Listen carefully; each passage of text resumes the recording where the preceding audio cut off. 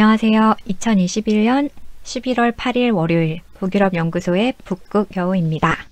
지난밤 스웨덴에 무슨 일이 있었나 45주차 소식입니다. 매년 11월 초 핀란드 국세청은 납세 정보를 공개합니다. 정치인, 연예인, 스포츠 스타 같은 유명 인사는 물론 평소에 궁금했던 동료의 연봉이나 얼마 전 차를 바꾼 이웃의 소득까지 알 수 있습니다.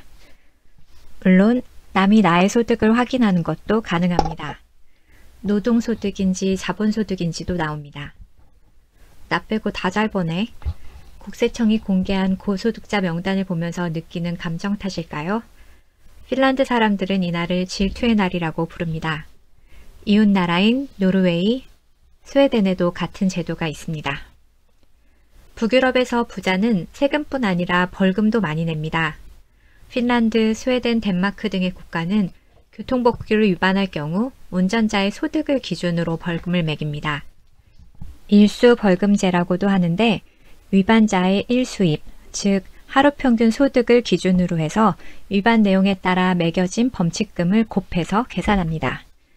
속도 위반의 경우에는 제한속도 대비 25km, 시속 25km를 초과하면 위반자의 1소득의 절반의 12를 곱하는 식입니다.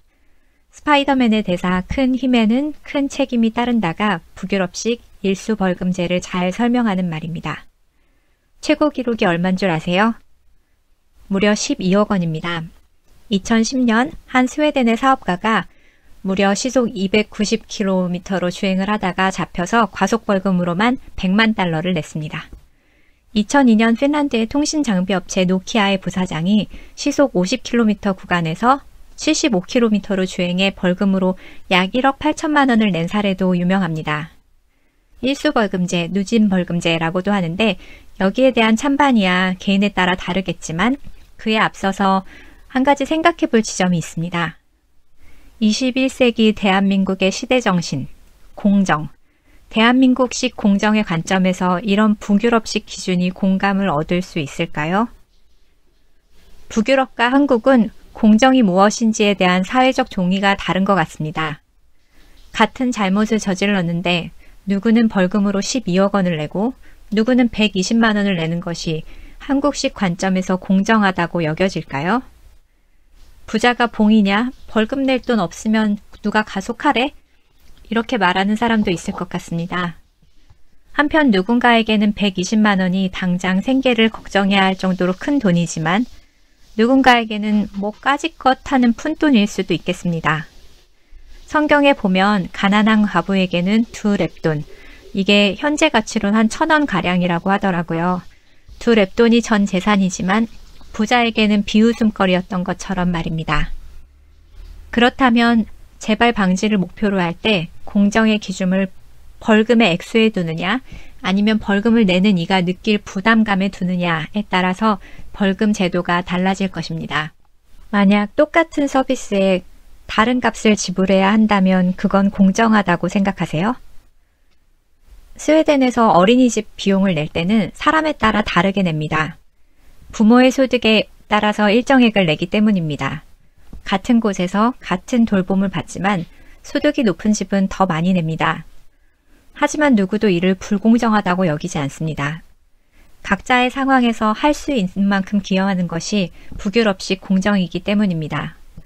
한국에서 이렇게 하면 공정하다고 여겨질까요? 10여 년째 핀란드에서 가장 많은 세금을 내고 있는 사람 중 하나인 모바일 게임 회사 슈퍼셀의 CEO 일카 파나넨의 인터뷰를 보았습니다. 매해 수백억 원가량을 개인 소득세로 내왔으니까 아까울 만도 한데 파나넨의 반응은 지극히 모범답안이었습니다. 국가의 창업 지원이 없었으면 슈퍼셀도 없었다. 나는 이미 사회에서 많은 것을 받았으며 나의 성취를 통해서 평등한 기회를 보장하는 사회에 기여할 수 있다면 그것으로 기쁘다. 그냥 하는 말이 아닌 것 같은 것이 개인적으로 만났던 북유럽의 공직자, 사업가, 평범한 사람들 모두 한결같이 말했습니다. 이거 북유럽에 무슨 비밀스러운 정신교육이 이루어지는 거 아니야? 이런 생각이 들 정도였습니다.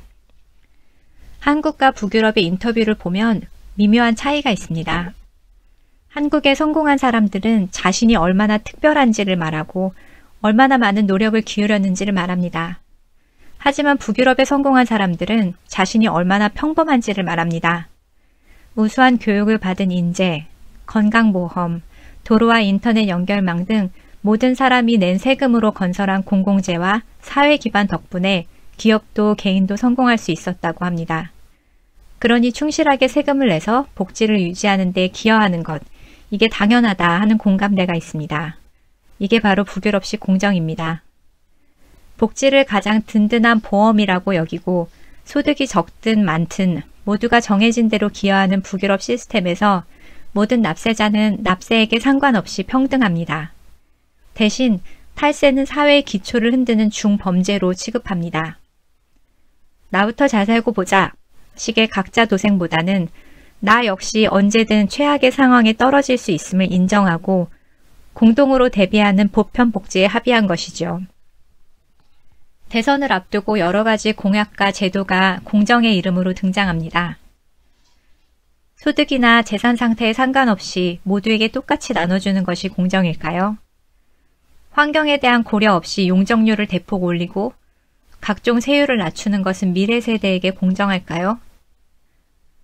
협력업체는 같은 일을 해도 적은 월급을 받고 비정규직이 위험한 일을 떠맡는 것은 당연한 일일까요? 우리는 각자가 다른 방식으로 공정을 이해하고 있는 것 같은데 공정한 대한민국으로 한 걸음 나가기 위해서 공정에 대한 사회적 토론 또는 합의가 필요한 시점이 아닌가 생각해 봤습니다. 이번 주부터 비도 오고 추워진다고 하던데 겨울이 오면 우리 잘 맞아줘요. 헤이도.